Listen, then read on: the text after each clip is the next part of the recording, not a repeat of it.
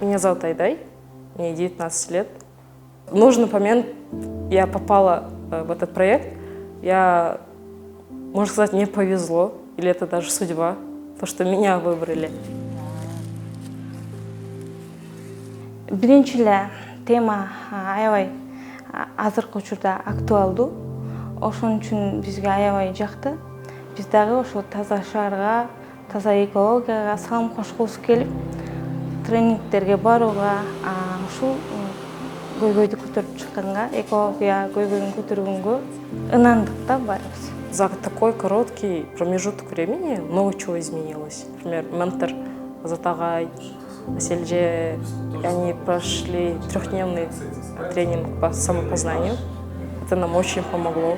И до этого у меня были именно проблемы психологические.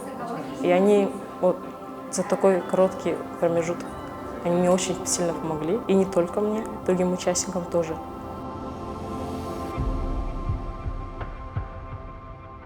Менде өтө чоң өзгөрүүлөр болду. Азат агайга рахмат айтам, мүмкүнчүлүктөн пайдаланып. Мени башкачараак курманжанга айлантты десем болот. Мен өзүмдү жакшы көрө баштадым. Биринчи өзүңдү жакшы көрсөң, анан айланаңдагылар да жакшы көрүнө баштайт экен. Мен дагы бир нерсени жасай алышыма ишендим. Көрсөм менин дагы колума келет экен. Мен дагы башка бирөөлөрдү жакшы жака үгүттөй алат экенмин. Ата-энеме жакшы мамиле кыла алат экенмин. И нам четко дали понять то, что вот именно действиями можно что-то изменить. И не винить, например, при этом государство или других людей. Нужно в первую очередь смотреть на себя и на свои действия, а потом уже, например, на других. Я это вот четко поняла. Оказывается, например, поставив урну или табличку, мы не изменим ничего. Люди все равно будут выбрасывать, куда попало. И нужно менять подсознание или же мышление людей. Экология, она актуальная тема. Нужно ее брать. И медиаграмотность, потому что вот распространять это все. А сейчас молодежь в интернете, ТикТок, Инстаграм. И решили вот для начала вот в школах тренинги вести. На днях провели тренинг в 8-й школе, которая находится в ХБК. Бұл сезген нәрсесін бұға өткөріп береді.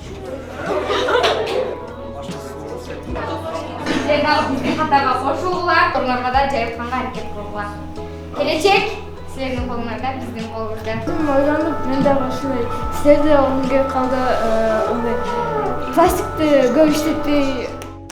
Аудиторию мы взяли сейчас школьники, 7-8 класс, потом сотрудничество, например, организациями, экопазы, занимается сортировкой мусора, там пластика, бумага, можно туда сдавать. И вот сотрудничать с университетами, со школами. Для начала нужно с чего-то маленького начинать. Долбоордун алкагында балдар жергиликтүү бийлик менен кантип аларга кайрылуу жолдорун, өзүнүн көтөргөн көйгөйүн кантип берүү, мыйзамдык, тартиптик жолдорун үйрөнүп алышты. Анан ата-энелери менен дагы алар дагы окуулардан өтүштү, ата-энелери дагычы, мисалы балдары эмне кайсыл жакта жүрөт, эмне долбоорго менен алектенип жүрөт дегенге алар ушул ата-энелер үчүн атайын тренингтер болду. Андан кийин уже алар дагы жакшы аябай мыкты долбоор экенин ишенип. Стараемся смотреть на проблему более реалистично. Не говорим, давайте спасать мир, а действуем, давайте субботник устроим, давайте вот это делаем. И опираемся на статистику. Я люблю свой город. И для изменения я буду стараться.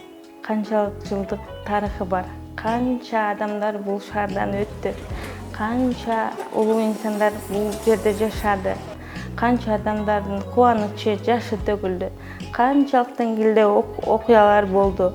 Таза шаарга айланат, көпчүлүк көйгөйлөр чечилет. Келечек жаштардын колунда дейбиз. Келечек кечеби же эртеңби эч ким билбейт, бирок келечек бүгүн болушу мүмкүн да.